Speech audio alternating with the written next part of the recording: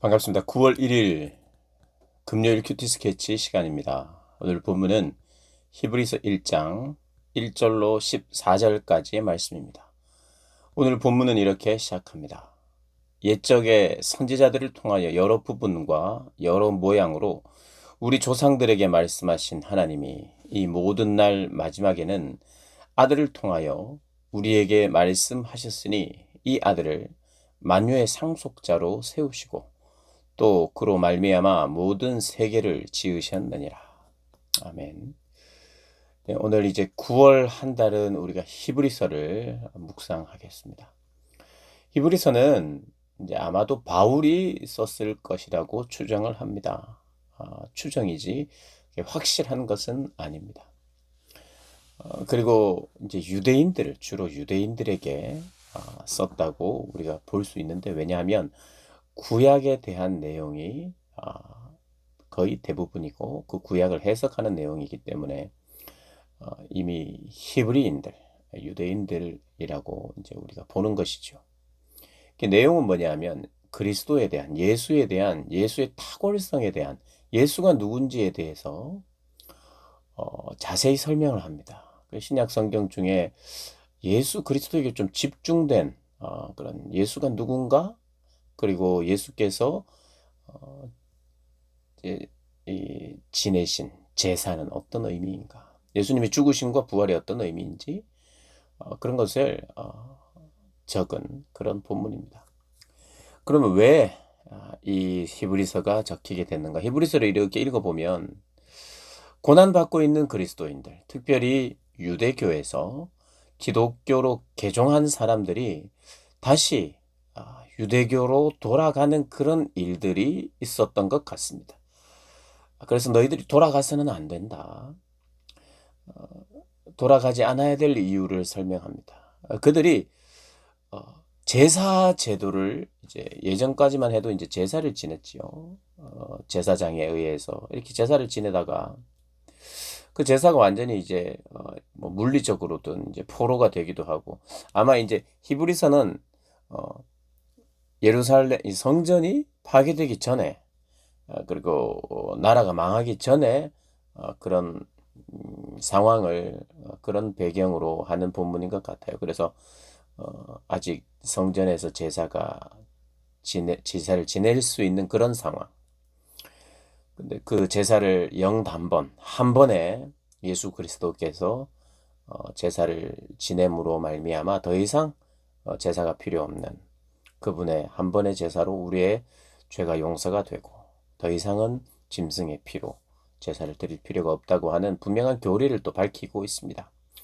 아마도 이 시대에 그리스도인들이 과연 제사를 지내지 않아도 되는가라는 의문도 있고, 믿는 자의 그 분명한 그 어떤 신앙관이 조금 흔들렸던 것 같아요. 그리고 무엇보다도 유대인들의 핍박, 유대인들에 의해서 너희가 기독교로 개종했느냐? 그럼 내가 너희하고 상종하지 않겠다. 그리고 너희에게 뭐 이렇게 물건도 팔지 않겠다. 또 비싸게 팔고 뭐 이렇게 여러 가지로 불이익을 당하는 상황. 그리스도인이기 때문에 생활 자체가 어렵게 되는 그런 여러 가지 핍박이 있는 그런 상황, 그런 상황이었던 것 같아요. 그러니 유대교로 다시 회귀하는 그런 사람들이 많았던 것 같습니다. 그래서 그들에게 다시 돌아가서는 안 된다 하면서 이제 너희들이 고난과 핍박 여러 가지 있을 것이지만 예수가 얼마나 탁월한 분인지를 이야기를 합니다. 그래서 이 독자들, 그러니까 이 성경을 처음 대하는 이들이 어떤 상황이었냐? 핍박 때문에, 고난 때문에 너무 힘들었어요. 예수 믿는 것 때문에 사실은 힘들었죠.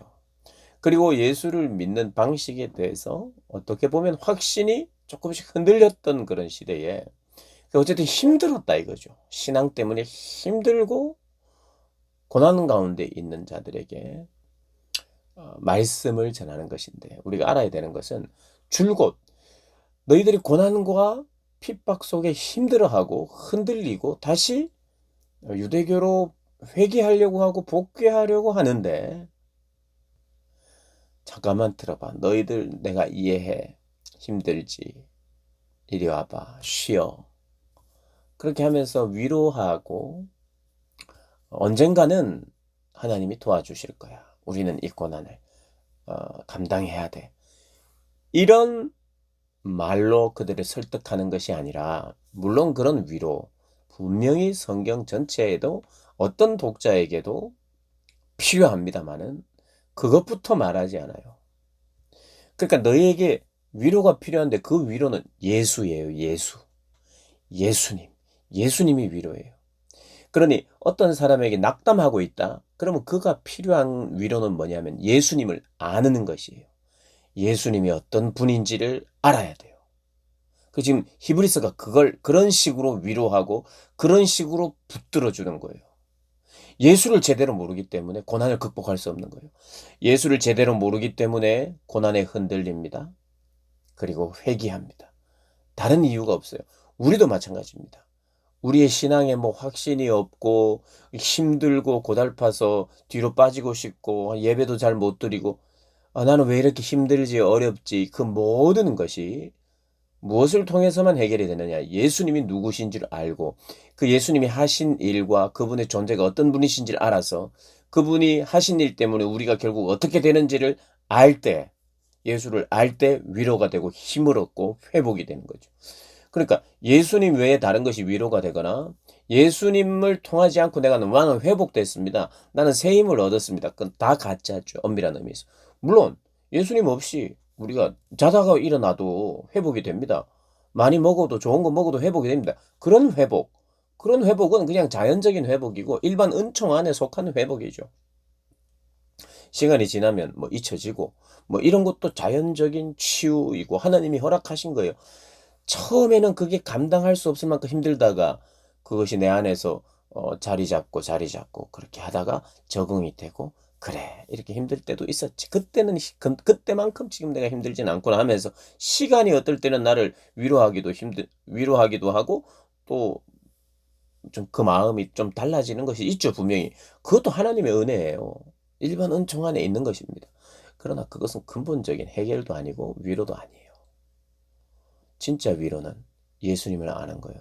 예수님을 알고 확신하지 못했기 때문에 두려워했고 회개했고 그래서 히브리서를 대하면 예수가 누군지 그리고 그 예수님은 어떤 분인지 무슨 일을 하셨는지 나에게 어떻게 적용되는 분인지 알 때 그렇구나 하고 깨닫고 새 힘을 얻죠.